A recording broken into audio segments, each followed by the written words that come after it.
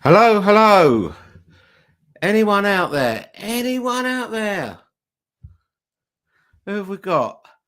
Hi, Charles. Nice to see you. Not doing too bad, thank you. Please let me know in the comments, everyone, if you can hear me and see me and all that sort of good stuff. Nick, oh mate, you're a sight for sore eyes. Good to see you, fella. Missed you. I haven't spoken to you for a while. Hope you're doing okay. Mrs. Beatley Tone, she's here as well, and David Jackson's here. Hi, David. Hi, David. Good, yeah, good to see you. Good to see you, Nick. I loved the two leg show on the collection. On the collections yesterday, it just made me laugh. And think about conversations. Past. Hi, James. Up the hammers as a Liverpool fan. You would think that. You would think that. Yeah, we did your boys a favour. I expect you're going to be disappearing off and watching the game. Hi, Gary. Nice to see you. Hi, Joseph. Thanks for coming. Hi, Ted. Hi, Jim, and Neil. Thanks for showing. Watching from Aberdeen. I had my mate from Aberdeen here yesterday. So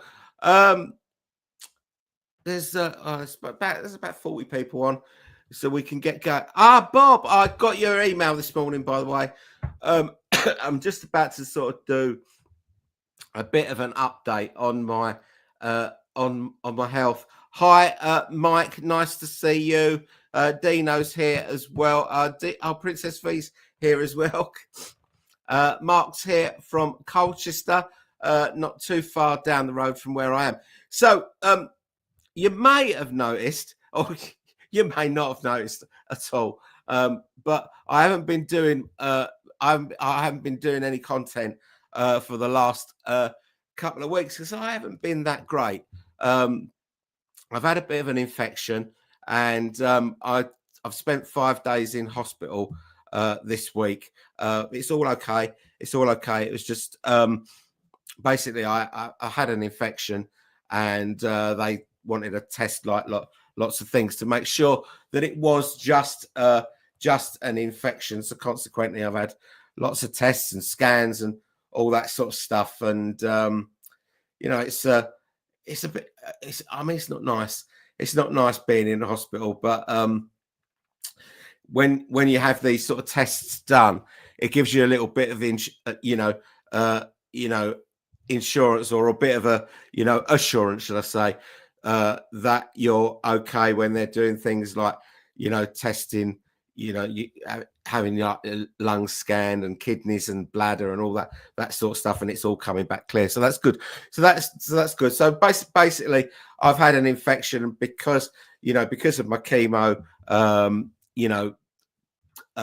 It takes me longer to get over an infection than it does normal people.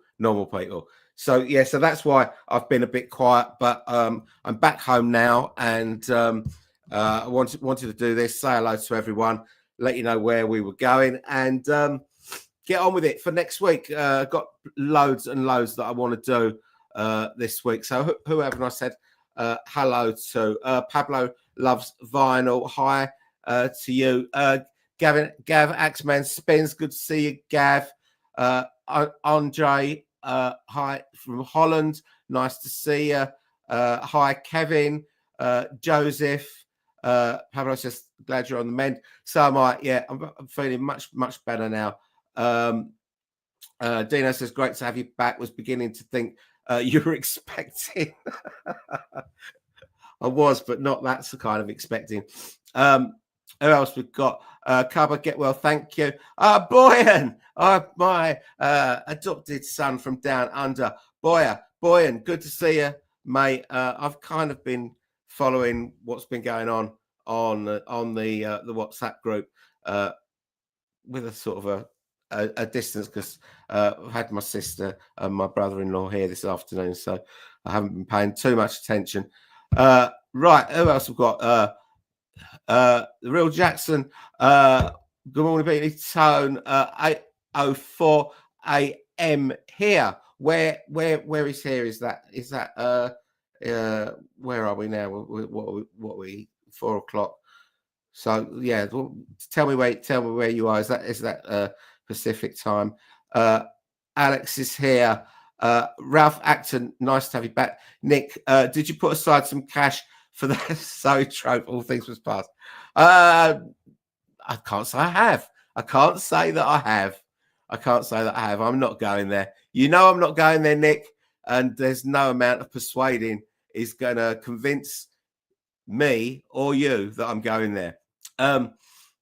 David says, see the 12-inch record store day is only available in the USA. So good we weren't getting it anyway. Yeah, I saw that as well. I didn't realize that at the time. Gav says, I'm glad you're okay. Thanks, Gav. Yes. Rick Buckler is one of the videos that I wanted to do this week, and I haven't been able to do it. And hopefully I can get to it next week, because I did say that I was going to do a video on one of my favorite non-Beatles bands, which is the Jam. And yeah, sad news that Rick passed away this week. So I did want to I wanted to do a video on the Jam. I didn't really want to do it as a tribute video, but I kind of think that I might have to sort of incorporate the two things, because I saw your video, Gav, and very good it was too. But I'm sort of coming from it from a slightly different angle, sort of being that little. Well, I'm gonna compliment myself by saying that little bit older than you, but I'm probably quite a bit older than you, because you know the Jam were happening for me when I was 16, 17. That was when the Jam were around. So they're a big impact for me. The Jam. So yeah, hopefully I'm going to do something on Rick and the Jam this week. Boyne says, let's get some comments up actually. Boyne says, lucky you getting to entertain your sister. Poor NBC, something to put up with our natter earlier. Yes, yeah, well, that's a job now. Charles says, Tone, are Joe Mayo and Matthew Street right about Macca sticking to studio work only after his so what performance at Saturday Night? No, I don't believe they are right. Matt and Joe, both my friends on YouTube, and I respect their opinion, and they're entitled to that opinion. But their opinion does quite often tend to be knee jerk.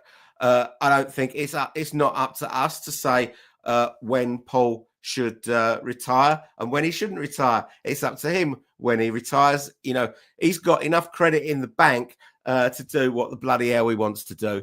And I watched that performance on Saturday Night Live. I reckon that he dropped 3 notes in a 12-minute song, a difficult to sing song. I reckon he dropped 3 notes in a 12-minute song. Big deal. You know, he's 82 years old. They left him sitting there right till the end, when every Tom, Dick, and Harry got their spot earlier in the evening. And we've seen it with Paul before, when he does these sort of one-off things where he does one song like the Queen's Jubilee or the Olympics. It doesn't work for him. It does not work for him. I don't know why he does it. Because he should really, his voice quite often needs 3 or 4 songs to get it going. And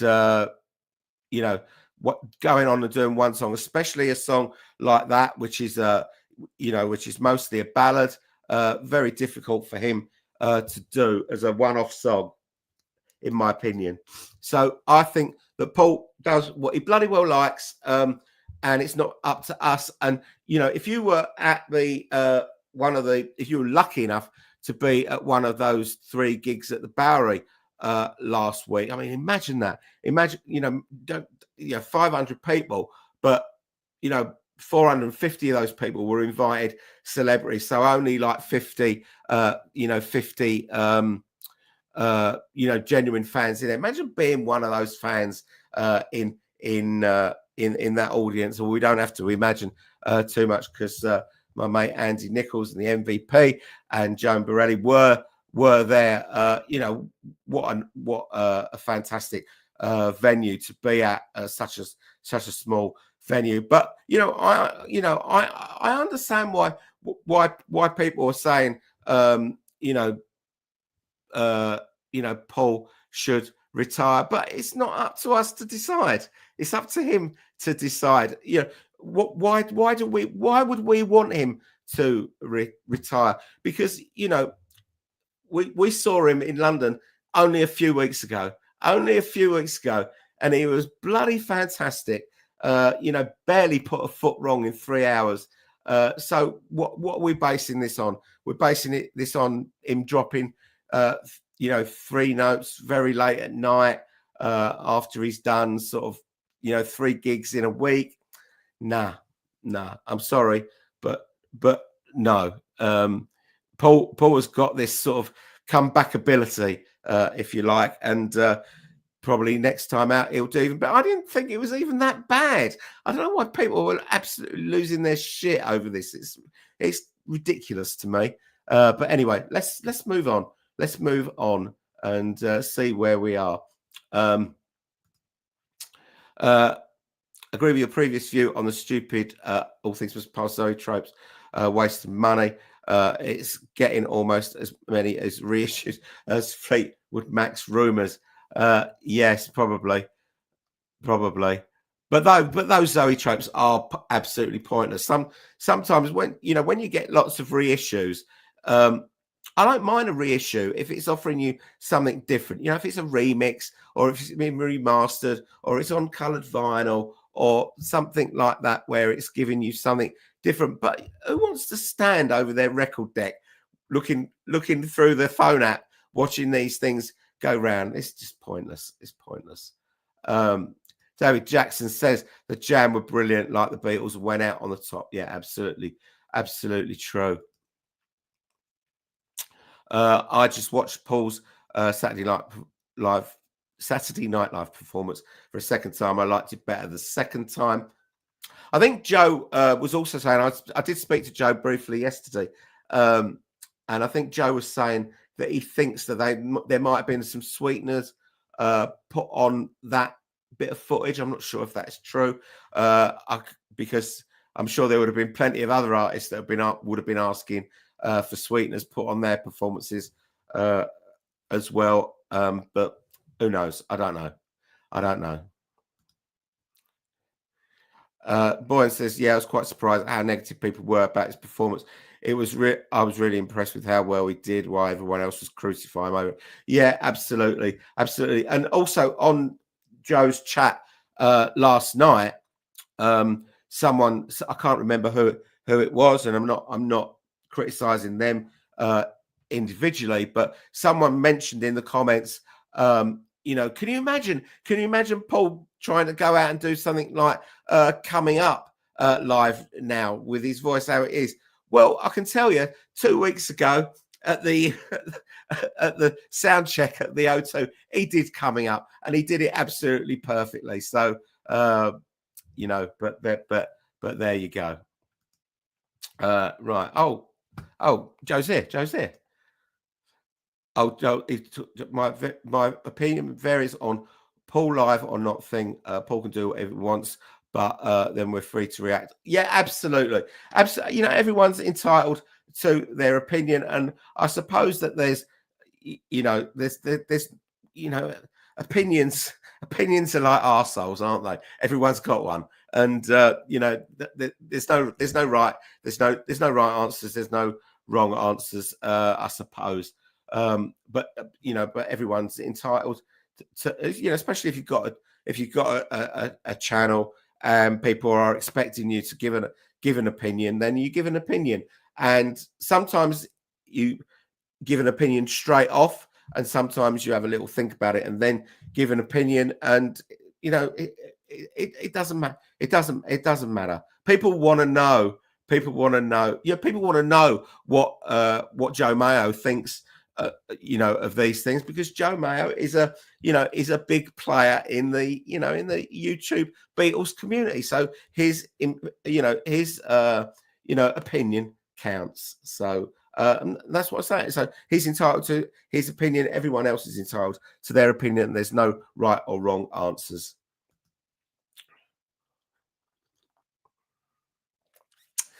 Leisure Sound Records says he's been the soundtrack of my entire life, hasn't he? For all of us, mate. Carry on, Mr. M, and a love heart. Joseph says, well says Tone. Rob says, where's Rob? All power to Paul's elbow. He's earned the right to do what he has. He has. If he's earned the right, to put out, the Rupert and the Frog song chorus. If he's earned the right to do that, he's earned the right to do whatever he likes. Paul's may add some faux pas during his very, very long career. Who wouldn't in a career of that length? But when you've got things like Let It Be, Hey Jude, a great big chunk of Sergeant Pepper and the White Album and Revolver and Live and Let Die, and all these fantastic songs in your canon, you're entitled to do what you like. So there you go. Right, Charlie says, glad you're on the mend. Thanks very much. I am definitely on the mend. I'm feeling so much better this week. I've still got a little bit of a cough and a bit of a cold, but it's much less than it was last week. Len says, I will be watching and listening to him whatever he chooses to do. Absolutely. And we all will. We all will. Nick says, totally agree with you, Tone. Macca can do what he wants. Yes, he can. I kind of get this thing because about saying whether he should retire or not, because I know how it feels when he does something like when he did say the Queen's Jubilee, right? So the whole country is watching. And he did a bad performance. He came out, he did one song. It wasn't right for him. And as a huge fan of Paul McCartney, we feel as if we feel as if we need to defend him. I think we feel as if we need to defend him. We don't. He doesn't need anyone to defend himself, but we feel as fans that we have to defend him. We don't. So when he does something that's that's going out to a lot of people, you're kind of watching a little bit through your hand with your hand over your face, and that's how it was when he played at Glastonbury in 2022, where he had a fairly shocking first leg to the Got Back tour when he did the US leg of the Got Back tour, and then he went and did Glastonbury, and we're thinking, he needs to absolutely nail this, otherwise he's going to get crucified, and we just didn't want that for him. And he came out there, and somehow he managed to pull out all the stops and put on a performance of his life, and they were calling it the best Glastonbury headline act of all time, and all this sort of thing. So there is but it's not for us to be embarrassed about Paul's performance, even though we kind of feel that it is. And by us saying, I think he should retire, well, who are we helping by that? Are we helping Paul? Because Paul quite clearly doesn't need the money. He doesn't need to go and do things like Saturday Night Live, or he doesn't need to go on tour. He goes and does these things because he wants to. if it's what he wants to do, by us saying no, you should retire, Paul. You should retire, Paul, and just stay in the studio where you can use studio trickery to make your voice sound like you're 10 again. You know, that's not the thing. So, you know, Paul, you do what you want. You do what you want, and we'll take it. But that's not to say that we're not free to criticize him. But I do think that for this Saturday Night Live thing, I do think the criticism was way, way, way over the top. Because there was a few little blips in that 12-minute song, the medley. But if you'd seen, some of the other things that he's been criticised for were much worse, and I just thought that was well over the top. And when you get to like 82, does he even deserve to have that sort of criticism? Even if he, if his performance had been even worse than that, does he deserve that? I don't think he does. But anyway. David says Paul was brilliant in Manchester and his voice was fine. See, this is it.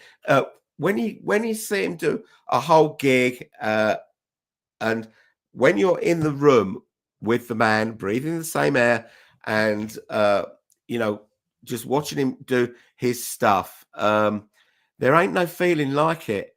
There is no feeling like it, I can tell you. And it's brilliant. And it's not just his voice. You go in to watch him play bass, you watch him play guitar, you can watch him play piano. There's nothing wrong with his skills in playing any of those instruments. So, it's not a problem. It's not a problem. I don't think it is. Mate, Talon, hi. Bless you, Tone. Nice to see you live. I hope Paul never retires. Nick, thank you, Nick. Joe says, Tone, it's been said that the video of Paul, I did just mention that, Joe. A little, I think it sounds better than the initial live broadcast. I didn't see. This is another thing, is that Saturday Night Live, wasn't broadcast it wasn't broadcast in the UK live. So this before. I'm not putting down Saturday Night Live because I understand totally. It is a big institution in America and has given lots of artists breaks, but it wasn't a big enough deal to show this thing live in the UK, which was sad because I wanted to watch it. I did want to watch it, but when you think about it, it wasn't a big enough deal. The same as in America. You didn't get the Glastonbury gig live. So, it's horses for courses, I think. Charlie says, I call bullshit on this retirement thing. This is what we get on 82. But Paul Simon didn't sound like No Spring Chicken. No, he didn't. And I love Paul Simon as well.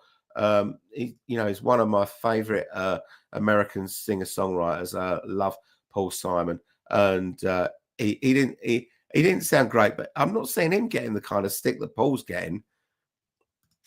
James says, good morning. I think McCartney should keep performing, but maybe not do such a long set to save his voice. Well, I mean, that is a point, but it kind of takes the kind of opposite theory to the one that I think, and that is that Paul needs to do a few songs to get his vocals going. When it not always. I've noticed an improvement in that recently, but a few years ago, I used to notice that he needed 2 or 3 songs to get himself going, get his vocals going. But honestly, having seen him in the UK, just a few weeks ago, absolutely no complaints about what he delivered on this last tour.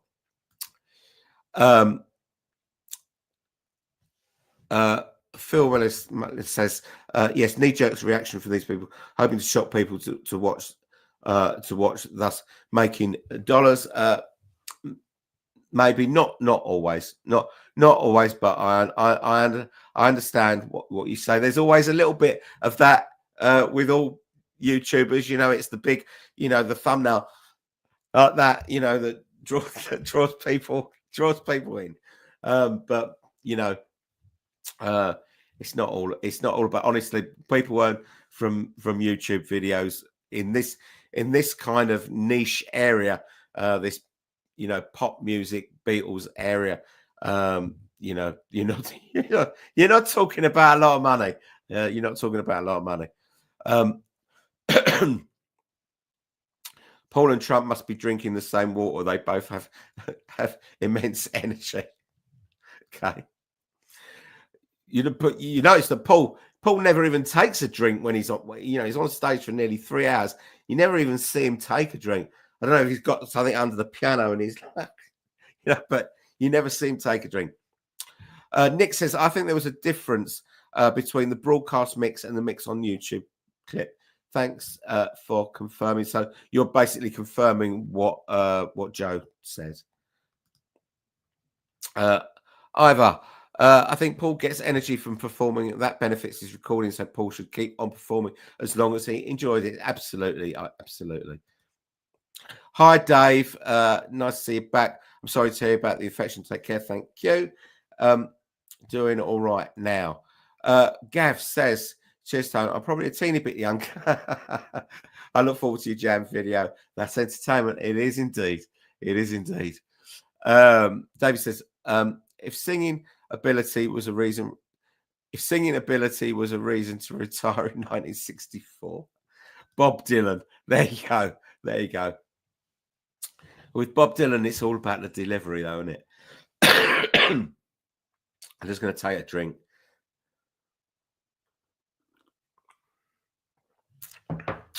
Okay. Hi, Russ. Russ. Good to see you. Hi, good to see you too, Russ. Joe says, David, but Bob Dylan never had a lovely voice. No, he didn't. But he has got a good voice, though. He's got a good voice, and with Bob Dylan, it's all about the delivery, isn't it? Dave Healy says, saw the Jam in HMV back in the day where they all signed a single sleeve for me. Sorry to hear about Rick. They were a favourite band back in the day. Yeah, for me too. I first saw them in December 1978. I think the All Mod Cons had just come out at that time, and I saw them at a place called the Music Machine in Camden Town, and they were amazing. That was the first time that I saw them. I think I saw them about 3 or 4 times, all in all, and seen the Style Council a few times, and I've absolutely lost count how many times I've seen Paul Weller as a solo artist. James is here. Hi, James. Nice to see you. Dave says we'll have to go put shortly, so I have to duck out, but we'll catch on the chat later. Okay, Dave. See you later, matey. Where are we?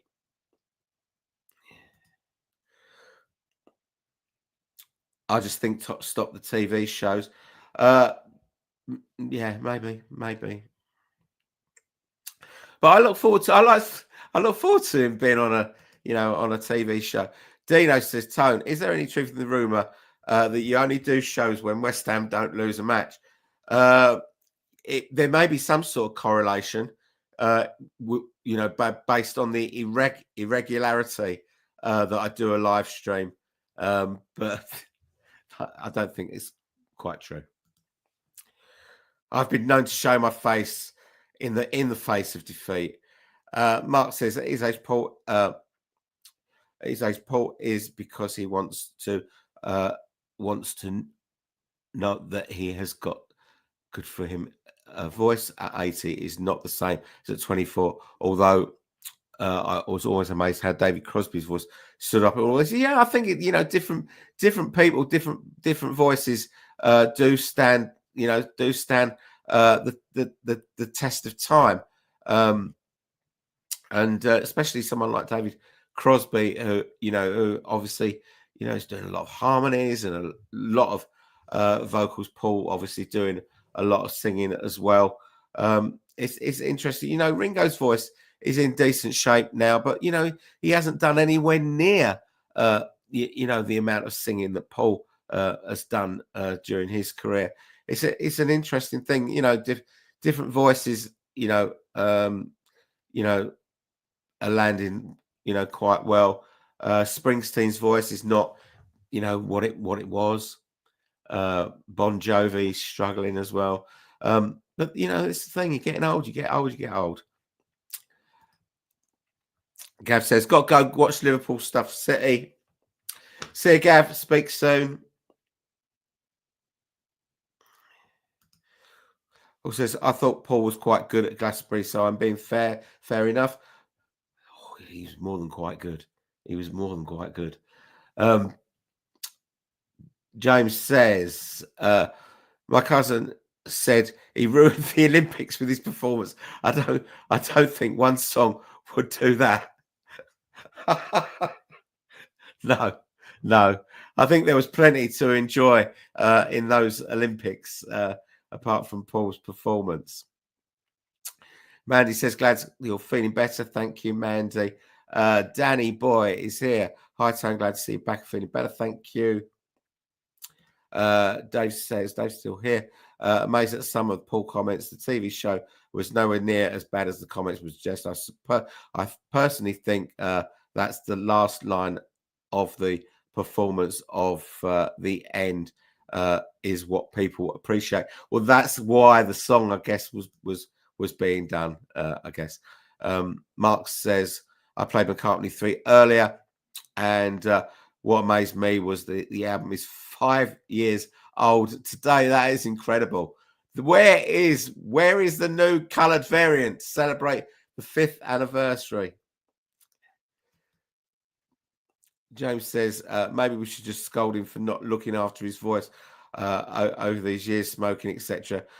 Maybe contributed to his vocal decline." Yeah, maybe, but you know, plenty of other singers, you know, smoked for years. You know, no one has a go in for looking old, do they? Now that he looks like he's 80s, he's in his 80s. Just his voice. Jenna says, "When I'm 82, I hope I'm still walking and talking, let alone being on stage and performing for thousands of adoring fans." Yeah. Maybe even when you're 42, mate. That would be good. But yeah, I mean, it's it's what we're saying, about the gigs here in the UK. You know, I wasn't even sure that I would be able to stand up for 3 hours, let alone do what Paul does on stage for 3 hours. I mean, when it actually came down to it and the gig started, I did find that I could actually stand up for 3 hours without having to sit down.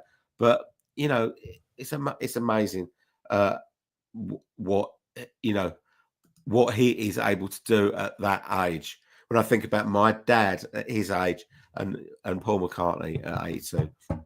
David says, "I'm 61 and doubt whether I could stand for 3." Yeah, well, just like I said, I don't know about you in Manchester, but in London, I found that because as soon as he came on stage, everyone just stood up. So you had no choice. You didn't watch from your seat.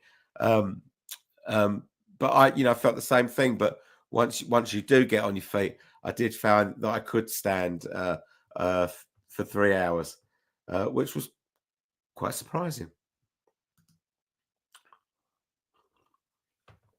Joe says they don't have to retire if they don't want to, but we aren't required to shut up then with our opinions. No one can tell anyone to shut up, but no one has to agree with opinions or on either side of the track. Charlie says, "Saw Paul in 2022 here in the US. He sounded great. Was it the voice of the 60s, 70s, 80s, or 90s? No, but it was a night to remember." Well, this is the thing. So you know, it's difficult how how this footage gets purveyed, because when you see clips on YouTube that have come through phones that are that aren't able to process the sound in the same way as you're hearing the sound in the actual stadium or arena or whatever, it's a completely different ball game. Now, if you say you had a night to remember at one of the gigs on the US tour, then that is all that matters. Nothing else matters. It doesn't matter what I think of, his performance in Spokane or wherever it was. But if you had a great night, then that is what counts, and that's the difference between being in the same room as the man when it's going on and watching a 2-minute clip on YouTube. Joe says, yes, Paul Simon was poor as well, but we're mainly talking Beatles talk. So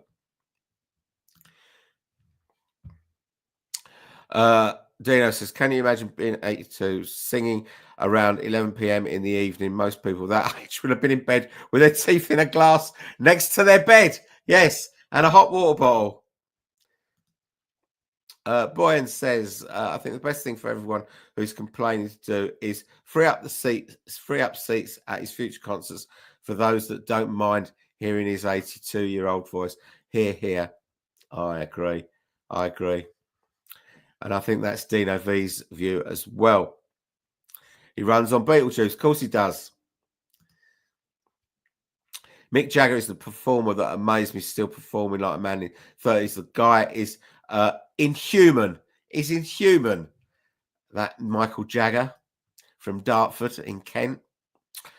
Boy, how about I attend his concerts, but I'm free to praise his good nights and make note of his bad nights. Yeah, sure. If you don't have something nice to say, then say nothing. That's my motto with everything. Well, that is a good thing. But look, in Joe's defense, and this isn't just Joe, but Joe is a respected YouTuber, and people want to know his opinion. And I think that YouTube would be a poorer place without Joe's opinion. So carry on, Mr. Mayo, is what I say. Tone, do West Ham want Michael Carrick back as Borough? We'll be glad to donate him to you. Well, difficult to say, because I would have quite liked, before they appointed Potter, if you was asked me who I would want to take over, it would have been Michael Carrick, but he's not doing too well at the moment, is he? So probably not. He needs more experience, doesn't he? But he spent so much time under Ferguson. He must have learned so much. So you can't just throw away that experience. Charlie says, I think Joe hit on something with his actual live TV performance not being the best for good sound. Though for union reasons, a lot of folks perform with the actual record lips syncing. Did they? Charles says, have you seen the video of Paul Weller and Steve Ellis form the love affair? Great sound. They have Beatles photos around the show walls. I don't think I have.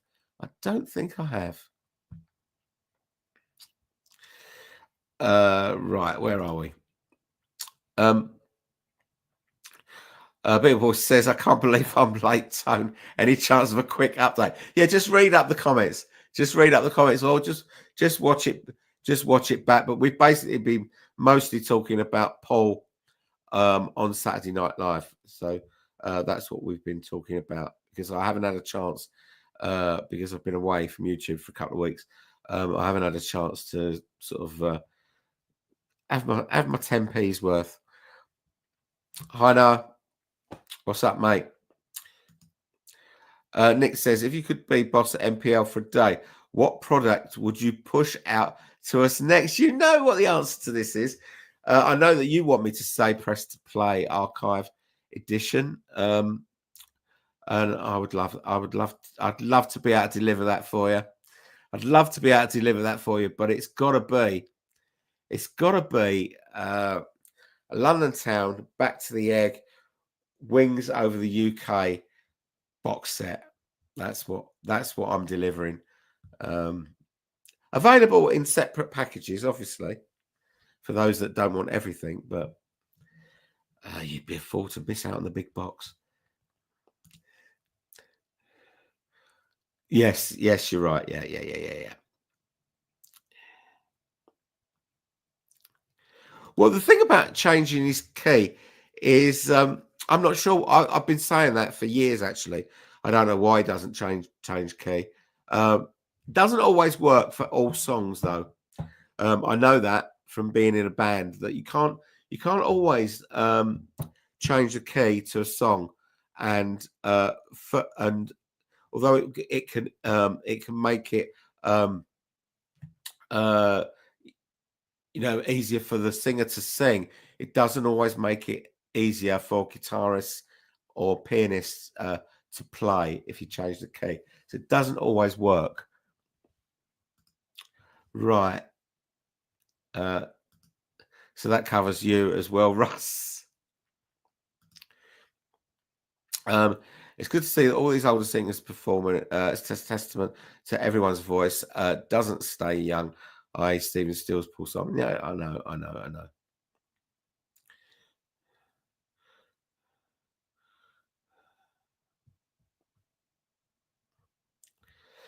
So JJ says, John Lennon saying, imagine at the 2012 UK Olympics and sounded just like it did in 1971.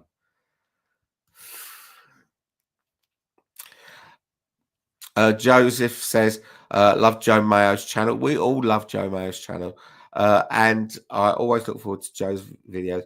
Joe doesn't dig at people. He's very fair and always explains his opinions. Keep on, Joe. I'll keep watching. Absolutely. Yeah. Because if you're not going to give your honest opinion, there's no point in giving an opinion, is there? Right?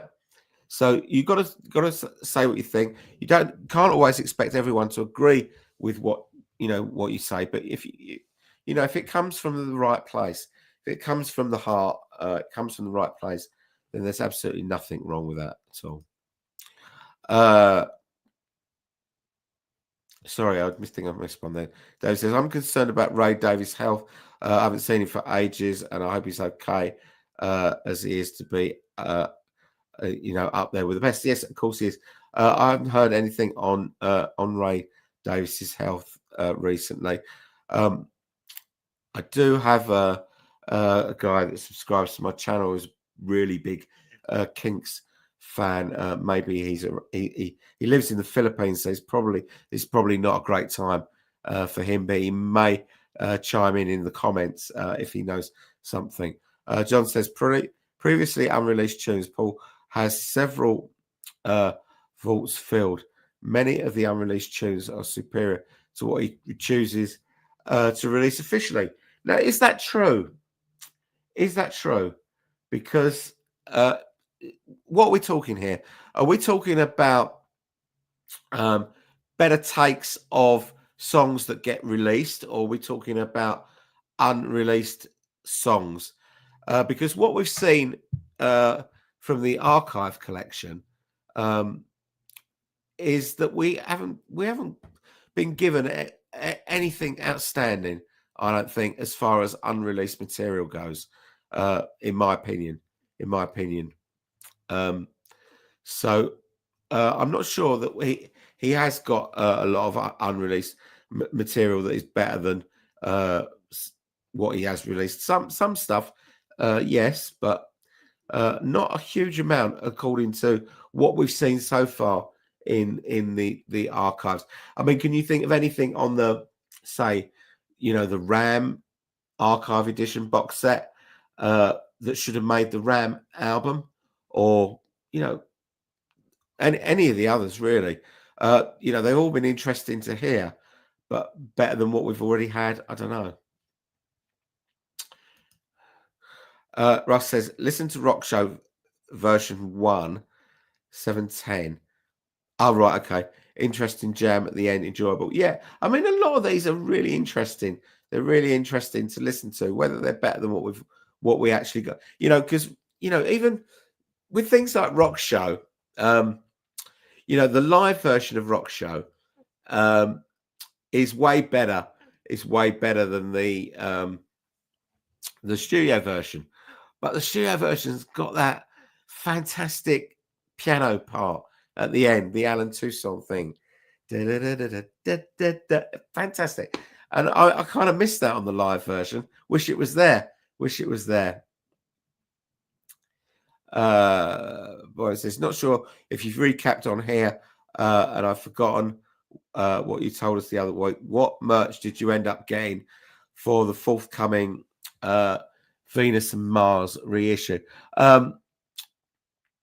I haven't recapped, but I did do a video when it was announced what was coming out of the for the Half Speed Master. So I ordered both the t-shirts and the Venus and Mars slip mat, which I'm not going to use on my record deck because I don't really need a slip mat on my record deck, but I'm going to put it on this wall behind me when it gets here because it's very nice. I think that was everything. I didn't order the tote bag. Have I missed something? I can't remember now. Russ says, been listening to Venus Mars lately, 50th coming up. It is a great album. It is a great album. Each fan's opinion is important, and as long as it's honest, as many of us disagree on things, is great. We're not all sheep agreeing with each other. Yeah, absolutely. And that's what kind of makes this whole thing interesting, is that we've all got different views on different things, and I don't think in a lot of the cases there's no right or wrong answers. So it's interesting. It's interesting. Okay, Charlie says, hello, talking of press to play. I watch all these McCartney podcasts, yet I haven't heard anyone talk about the remixes that were on the singles box set, notably Only Love Remains. Sounds fantastic. Well, I think I did. I talked about I've talked about the press to play remixes quite a lot, and obviously Pretty Little Head and Only Love Remains were included in the single box set in their remixed edit version. But the 12-inch singles that came out at the time were just absolutely fantastic. The remixes of both Pretty Little Head and Only Love Remains, and also some of the B-sides that were included on those 12-inch singles, like the remix of Talk More Talk, and also the remix of Angry, was it? I think was on one of them. Yeah, great stuff. And I do think that if they'd used the remixes for on the album rather than the album version, I think the album would be a much more accessible beast. I think, but that's just my opinion. David says, I know you love Dark Horse album time. To me, it remains a mystery why it failed to chart. Yeah, I just think it's just George, just fell out of favour. I don't think that, I don't think people like the preachy type stuff. Although there's not that much preachy stuff on Dark Horse, to be fair, but the preachy stuff that kind of came before, I think that was a little bit to do with it. Obviously, the poor reviews that he got on the tour probably contributed to it as well. But I think it's a great album. I think there's lots to enjoy on Dark Horse, and I'm looking forward to that getting a remix. Now, that is a George Harrison Camp release that I really am looking forward to. And never mind about your Zoe tropes, but get that remix of Dark Horse out there.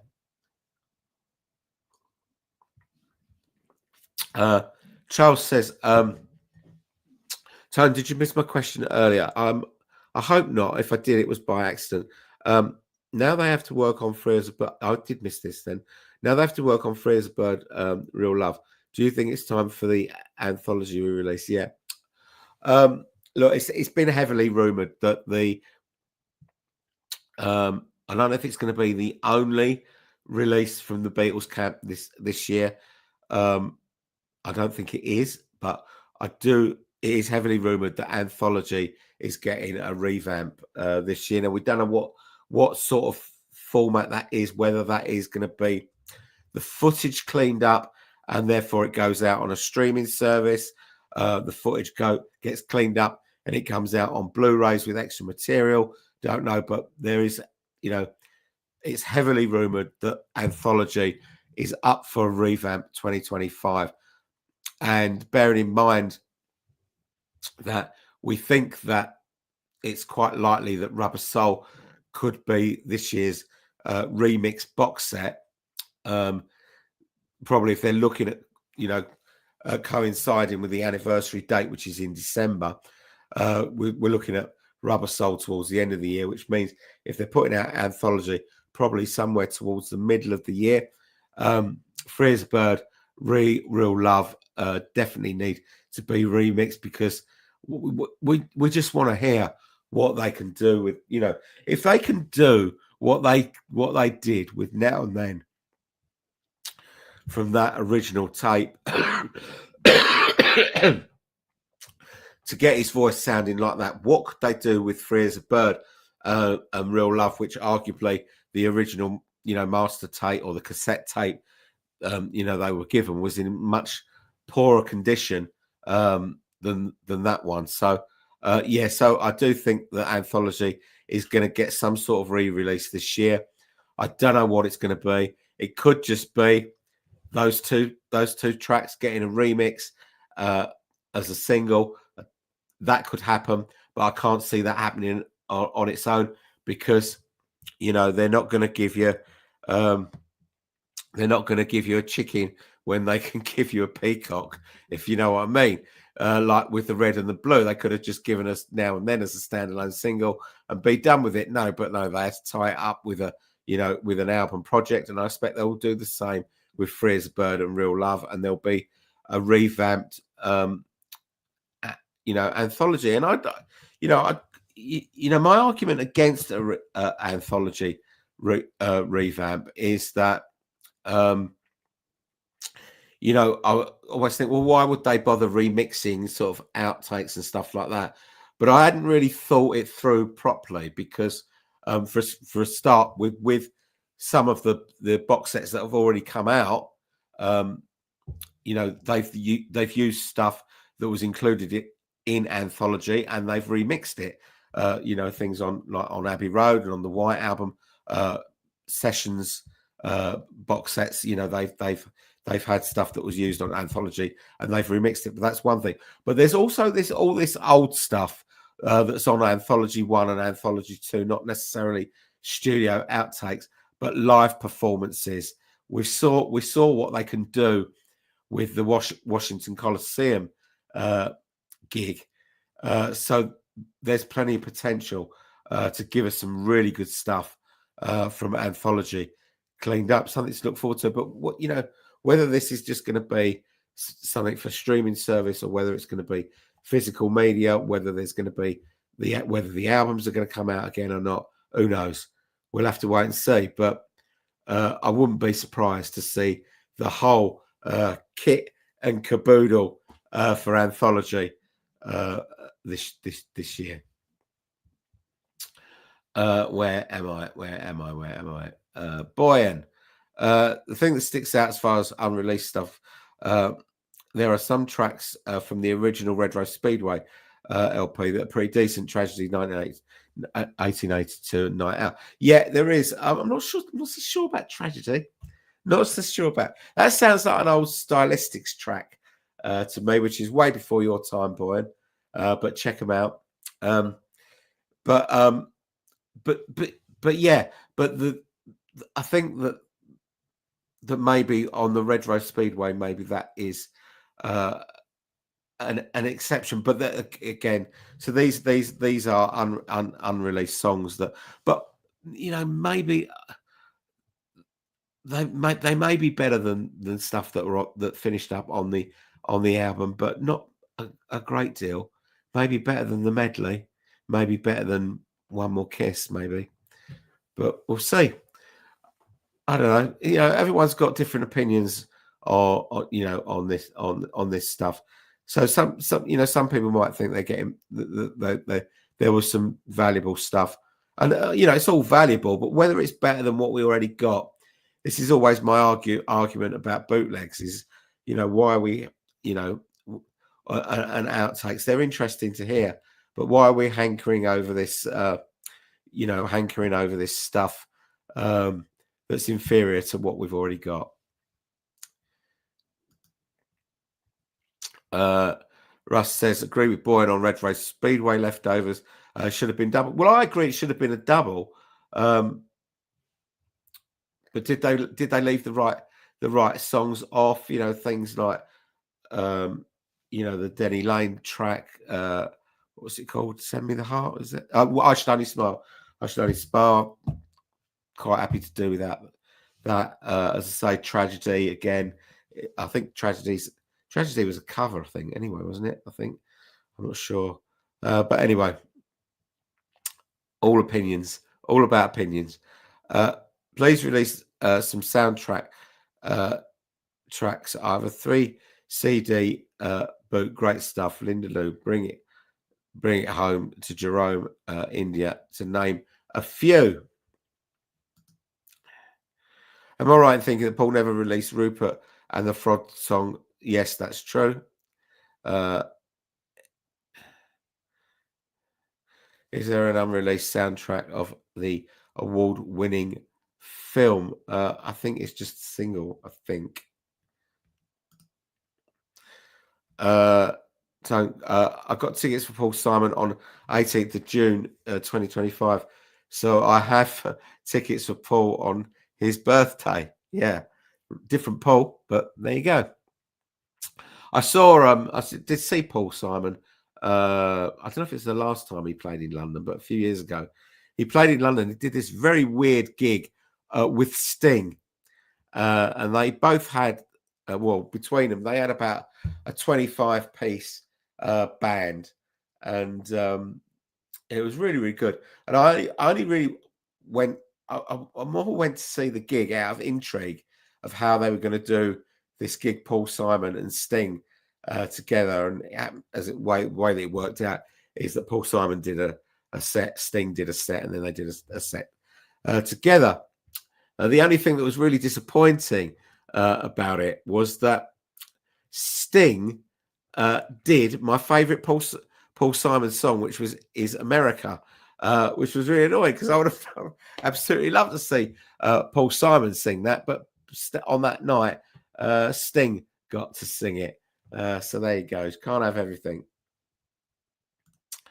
Charlie says Dark Horse is my favourite George album. His throat issues and vocals were part of the overall album sound. Yeah, they were. And I still think it's a great album, despite the failings of his voice. Hi, Morton. Hi, Morton. Russ says, Tone, do you recall any of the 1979 gigs you saw being marred with feedback as described in Legacy 2? I haven't got that far in Legacy 2, and I don't remember that at all. But remember, I went to well, they were all in London. I went to 3 at the Wembley Arena and one at the Hammersmith Odeon, which was the concert for Kampuchea. But it's not something that sticks out in my mind that they were laden with feedback. I don't remember that at all. I'm not sure which gigs there were, but were talked about in Legacy 2. But I'll get there, and I'll let you know. Before I says, Big Boy says, if Anthology is released, I'd like to hear the questions they were asked on the Blu-ray. Okay. You know, I don't expect, if Anthology does get re-released, I don't expect there to be a load of extra outtakes included on it, because they'll be saving those. They'll be saving those outtakes for the box sets for the Beatles albums that are yet to come, yet to have the deluxe box set treatment. So they might have some stuff from ones that have already been out, like Abbey Road, White Album, Sergeant Pepper, Revolver, Let It Be. Those ones might get some extra outtakes, but I don't think there'll be anything new from the early period, if there is anything anyway. David says, I think apart from Paul, the solo Beatles went out of fashion in the mid to late 70s. Ringo's albums failed to chart, and John Sometime in USA charted higher than Mind Games did. Well, yeah, just apart from Paul, yeah, I think so. And it's interesting, really, because when you think about John's albums, I'm thinking about this the other day, is that there's not a lot of joy in those albums, if you know what I mean. I mean, they're great albums, but they're very, very serious, all the way up to to Walls and Bridges, and then the fun sort of starts with Rock and Roll. But probably the most upbeat, the most sort of John in his most positive frame of mind doesn't really happen until Double Fantasy, which is probably the least well regarded of those solo albums that had preceded it, which is interesting, really. I think I think Ringo's albums were were fairly poor. Even I hear a lot of shout outs for Goodnight Vienna, which to me is still a fairly poor album. I think Bookers of Blues and Ringo are great albums, but beyond that, there's not much.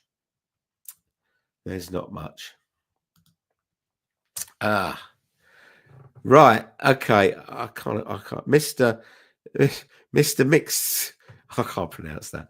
I'd love to see the Harrison estate release the soundtracks George did, but never released, or a limited release. Walter, for example. Oh yeah, I remember that film with Billy Connolly and Michael Caine, I think, was in it as well. Yeah, that would be interesting. Charlie said, I may need to go and replay your video, but remind me of your opinion of Look Up by Ringo. Yeah, I think it's a good album. For Ringo. I don't think it's overly country. I think it's a country-ish album, but I really enjoy it, and I've spent more time with that album than I've spent with any of Ringo's other albums for a long time. So yeah, I enjoyed Look Up. I thought it was a good album for Ringo. Charlie says Venus and Mars has a pepper feel to it. Welcome to this album. I just want to hear remastered Waterspout, his best unreleased song. Okay, a lot of shouts for Waterspout. That's going to be coming. That'll come in the London Town box, I guess. I always think that Venus and Mars has got a bit of a White Album feel about it. Not that it's on the level of the White Album, but in the fact that it's got so many genres within its makeup. It's kind of like that pick and mix White Album thing, where there's a little bit of this and a little bit of that and a little bit of the other. That's how I always think of Venus and Mars, which is kind of one of the reasons why I like it so much.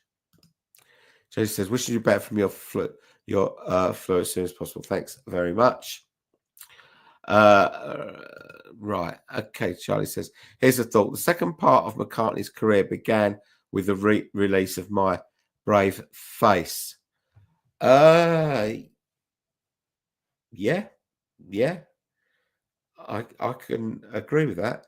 Maybe what about just slightly before, maybe with the Once Upon a Long Ago single? I think his career suddenly took a big sort of a jump up. I really like Press to Play, and I think it's unfairly maligned. But I do see what you're saying, and it with Flowers in the Dirt. I think that was a big step up from Pipes of Peace and Press to Play. So yeah, you could say that the second phase of his career started with My Brave Face. It hasn't always been a consistent second phase, but I get what you're saying. What's your least favourite track Paul performed at the O2 in December? Okay, that's an interesting question, that. Because if you'd asked me before we went to the concert, I would think, why is he doing In Spite of All the Danger again? I've heard it enough now. The novelty has kind of worn off, and wasn't really looking forward to it. But actually, on the night, he really got the crowd going on that song, and I really enjoyed it. Obladi Oblada is another song that was never one of my favourites, but it's great live. It's great live. Really works well. So it's really difficult to say. I guess you'd have to probably. Did he do? Yeah, he did do "Come On to Me." "Come On to Me," I can't bloody stand. Can't stand that song. So yeah, let's go for that one. Right. And Russ says, thanks, Tony. You will read about PA issues. Okay. It's amazing that a band of that sort of stature should suffer from PA issues. Any professional band, really. I mean, I can remember, I can remember, I saw a lot of bands at the Wembley Arena.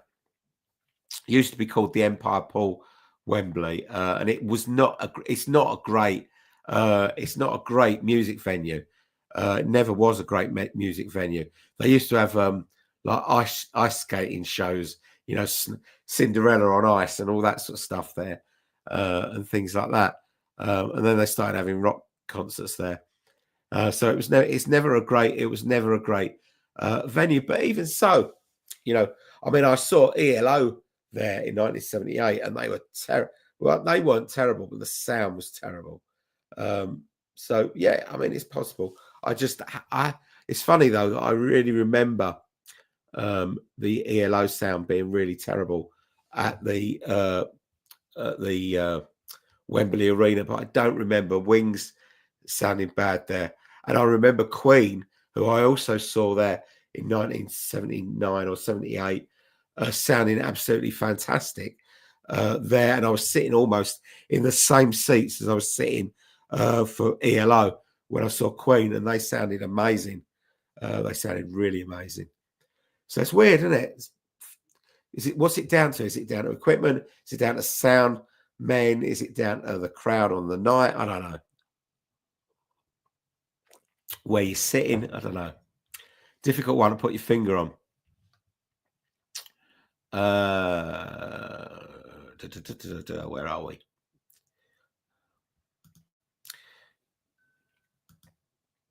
David said, I don't recall any feedback issues at the Royal Court gig either in 1979. No, I can't remember. So I only went to the London shows. It doesn't stick out in my mind. Kia says, Tone, yes, covered America. Get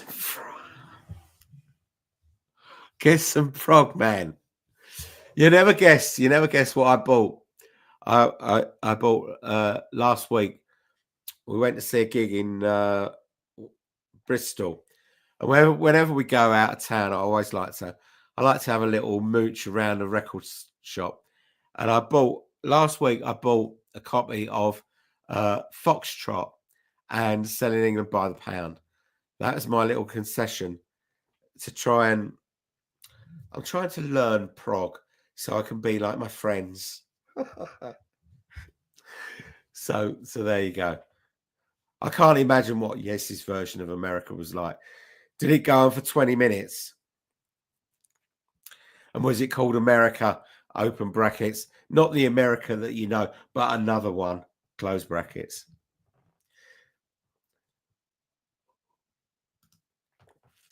Dino says, I would like a collective McCartney film plus TV album that collects everything together.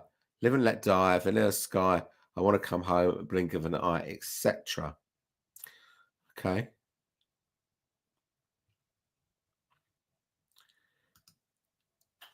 Sounds like a reasonable idea. Russ says, I'm sure they worked on from gig to gig, but my goodness, they had troubles. Might have been those early Mesa Boogie amps, an English Current, maybe. I'm just amazed that that bands would have trouble with sound when you reach the level that you're probably playing, the top venues. That there's this sort of problem. Hi, Rick. Nice to have you here. Thanks for dropping in. Mike says, always say Bad to Me should be added to Anthology. I'm not sure if is there a version of the Beatles doing Bad to Me. I know that I think there's a John Lennon demo. I'm not sure. I'm not sure if there's a something suitable that could be included in Anthology. Charlie says, funny how the best British songwriter and the best American songwriter are both named Paul. Yeah. And we're not talking about Paul Weller. Charles Duncan says, Tone, there is already a box set with studio outtakes of Please Please Me, of the Please Please Me album and tracks from with the Beatles. It's really quite good. Unofficial, of course. Yeah, well, of course, unofficial. But yeah, I mean, there's a box set of everything, unofficial, but it's official that counts. Debbie says, feel better. Thank you, Debbie. So have you got round to hearing the Coward Brothers album yet? No, I haven't. It's on my list, though. It's on my list. Charlie says, I think Paul was hitting on all cylinders around Venus and Mars. So do I. I think the whole band were. I think the whole band was just superb around that time.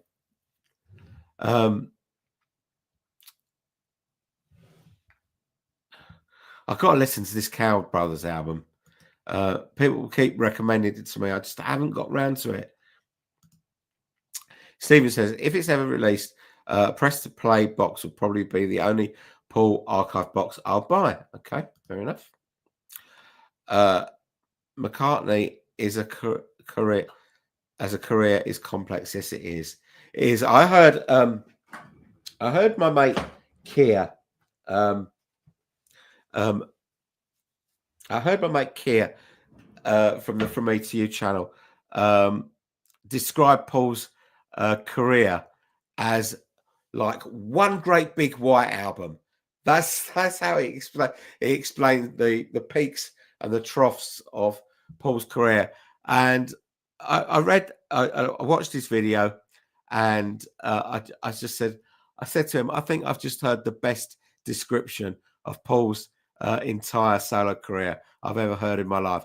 It just seemed absolutely spot on. Like one great big white album. Brilliant stuff. Check out Keir's From Me to You channel. Boyan says, to be honest, you do love Obla D more because we were on the screens. I'm not sure. I'm not sure. I just think it works really great because I always thought that was also the case for what's it called? Mrs. Vanderbilt. Also, not a brilliant song, but a song that really, really worked well live when he was doing it live. So yeah, um, uh, but it was great being on the screens, wasn't it? That was weird. That was a first. That was for sure. Tom says hi from New Jersey, USA. Hi, Tom. Rick says McCartney's career is complex. There is 70s wings period, 80s solos up to Flowers in the Dirt to Driving Rain. So, yeah, there is, and this is what I'm doing. I'm doing this project at the moment, the McCartney project on my channel, where I'm breaking down Paul's career in decade by decade, and I'm in the middle of doing a video about his best songs from the period 2010 to 2020, and I started this video about 3 weeks ago, and it's half done, and I just kept getting interrupted with things about Record Store Day and all this sort of stuff, and then I went into hospital, so I haven't managed to finish it. But yeah, Paul's career is complicated, and I'm trying to tackle it in some sort of deep divey way on the channel. So please stay tuned to that. Are you going to see E? Who's E? Elvis?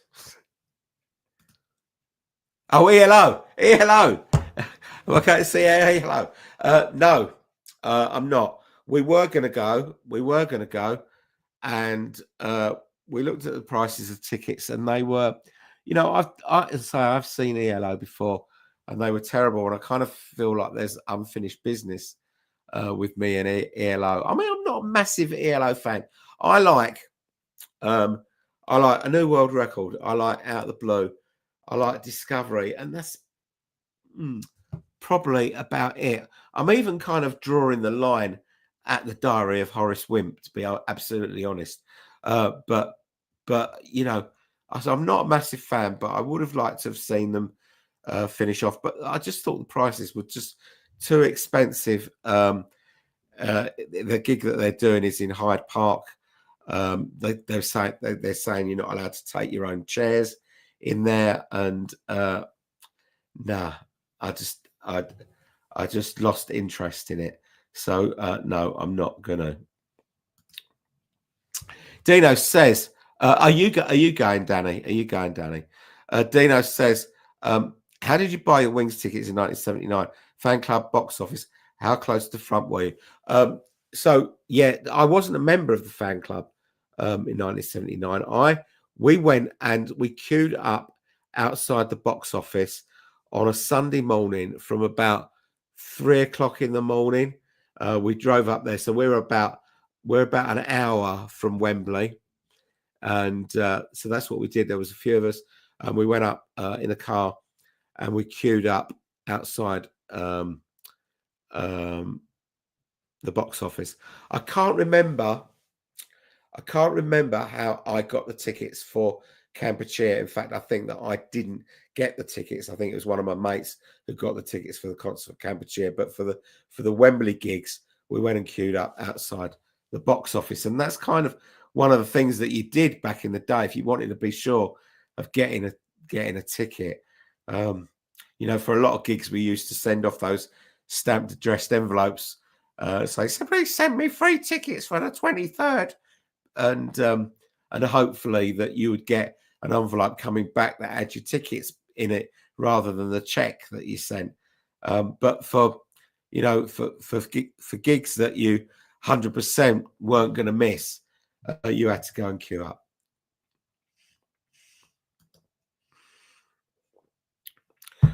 Stevens says, when Paul played the King Dome,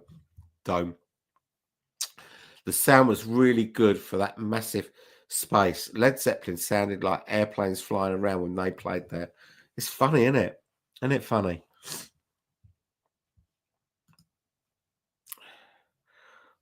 David says to Dino, fun club for him, for his tickets. Best American songwriter's name is Bob. I think he means Bob Dylan. Hi, Jeff. Hope you're doing well. You're a little late. You are a little late. No, you've missed nothing.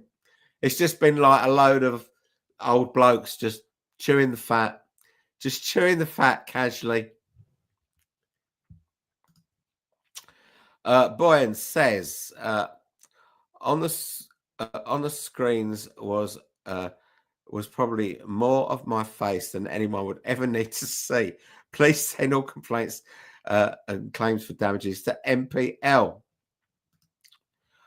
Hello, Jim. Yeah, not too bad, thank you. I'm doing okay, mate. Charles says, Tone, the video Paul Weller and Steve Ellis is called Lonely No More. Plus, there are other videos. Okay, we'll check it out. Bilbo says, "Oh, Tone, Dario Horace went first ELO song I learned on the piano. Not the first song I ever learned, but the first ELO one. I love that single. Yeah, I think you know what? I think I might have been just a little bit too old for it. I don't know. It just sounded a bit silly to me. I was 18 when it came out. It's 1979, wasn't it?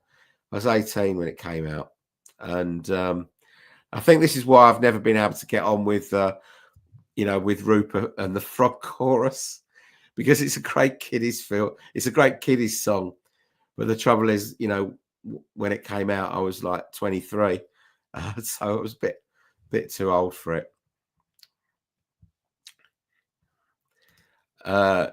Danny says, yes, I'm going to Hyde Park. Worries about the no seats thing, but looking forward to it. Be nice to see Danny Harrison. So yeah, Danny wasn't on the bill when I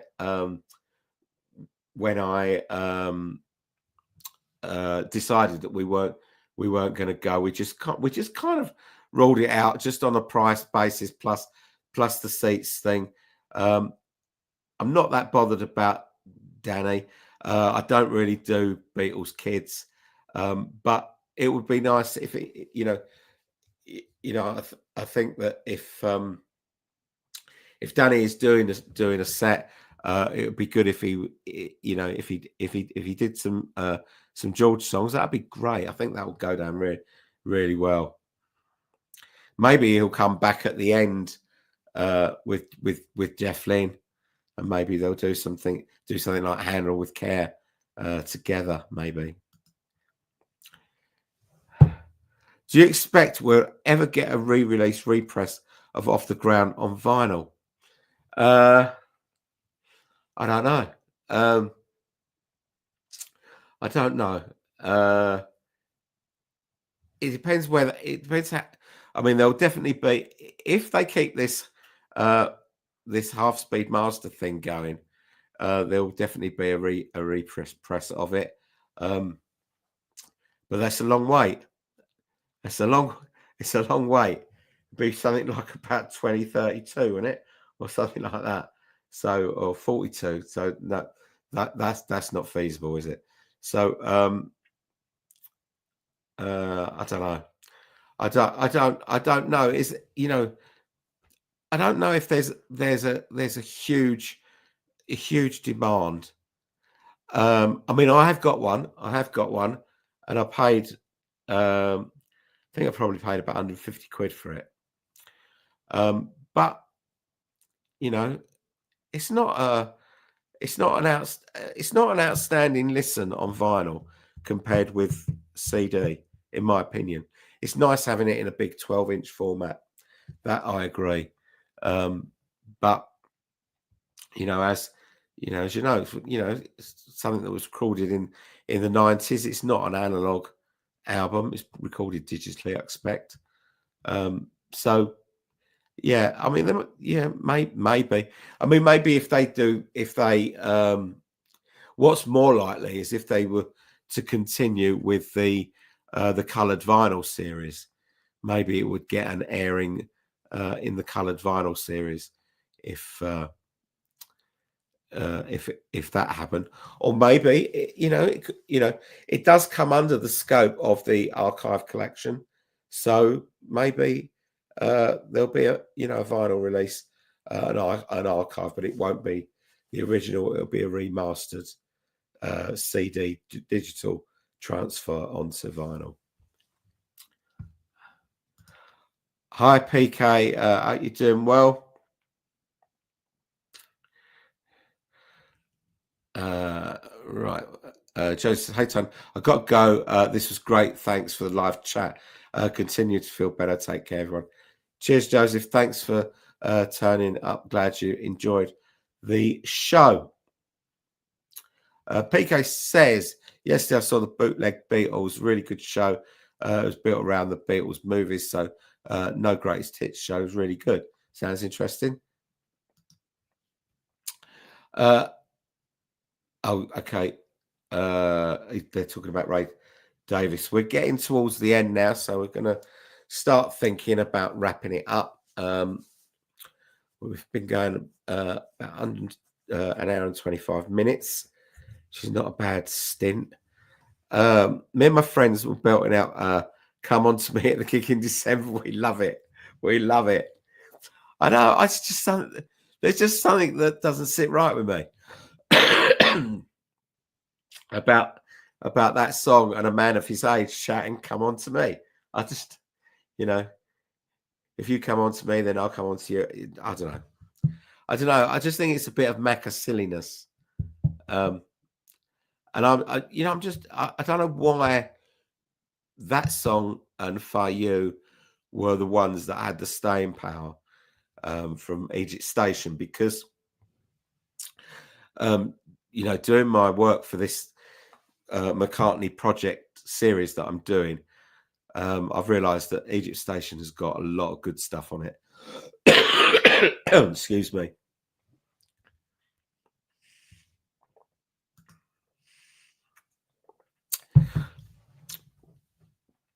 Have you seen Ringo and Smothers Brothers doing the No No song? No, I haven't. I've never seen Ringo live. I've never seen an all-star band show live. I've only seen Ringo when he's been with George, and I've seen him when he's been with Paul. Just very briefly when he's done little encore appearances. Stephen says, I remember seeing that Ringo appearance on TV. It was weird. That wasn't part of that Ogna Rats thing, was it? I seem to remember seeing that in the 90s, which was a bit weird. Yes, Back to the World US ever been released on vinyl? Not that I know of. I haven't seen it on vinyl. I don't think it really comes from that, that CD era, sort of 2002, 2003. So no, I don't think so. Great show, Tone. Get well soon. Bye for now. Thanks very much, Charles, for being part of it. I think we're going to wrap it up now because I'm getting a bit throaty, and it's been absolutely fantastic talking to you all. Thank you, everyone who has been part of this this live stream. Thank you, everyone who's part of my channel and supports the channel, and it's got some good stuff coming up on the channel. You'll see in the next couple of weeks, and that is it. So thank you, everyone who has taken part, even if you've just been in the background lurking and not actually contributed anything with the comments. Thank you for being here. I think we had something like about 80 odd people on at his peak. I've sneakily slipped into the two legs Andy live slot. I've got a feeling Andy might be along a bit later on this evening because he's travelled back from Nashville today, so that's why he's vacated this spot. He may be on a bit later on. He may be on tomorrow, but he'll certainly be coming on to tell you all about his Nashville trip, I'm sure.